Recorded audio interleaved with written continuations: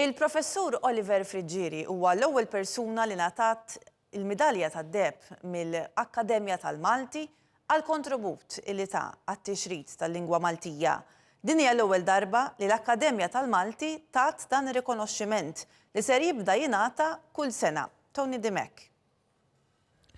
L-Akkademja tal-Malti nediet il-premju Midalja tad-Deheb biex jingħata ġieħ lil dik il-persuna li kkontribwit biex il-lingwa Maltija tinxteret u tkompli tkun rikonoxxuta. Il-professur Friġġieri kien l-ewwel persuna li tlibbes din il-midalja mill-President ta' Malta Mary Louise Colero Preca f'ċerimonja li saret fil-Palazz fil-Belt.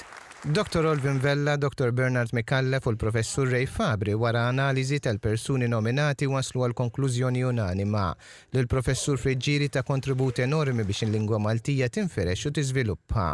Malli ngħata dan ir-rikonoxximent il-professur Friġġieri ma qadx jitkellem dwar l-erf li jippossedi iżda prefera li jiddedika l-kelmtejn li għamel biex iħeġġeġ l-għaqda fost il-poplu Malti.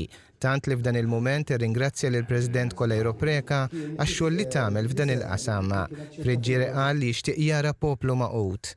Il-President tal-Akkademja tal-Malti, Dr. Olvin Vella, qal li l-Akkademja tal-Malti ħadmet u qed taħdem ħafna biex il-Malti jibqa' jkun mgħallem fl-iskejjel u biex jibqa' rekwiżit ta' dħul fl-università.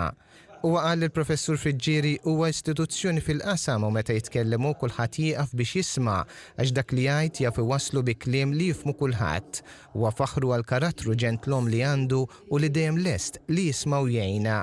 Spjega li Friġġieri għandu l-arfin ta' 16 lingwa u pubblika ħafna fosthom romanzi, poeżiji u novelli li anke nqalbu f'diversi lingwi. Il-President ta' Malta Mary Louise Colero Preca faħret ix-xogħol li qed tagħmel l-Akkademja u x-xogħol li jagħmel Friġġieri għal-lingwa Maltija.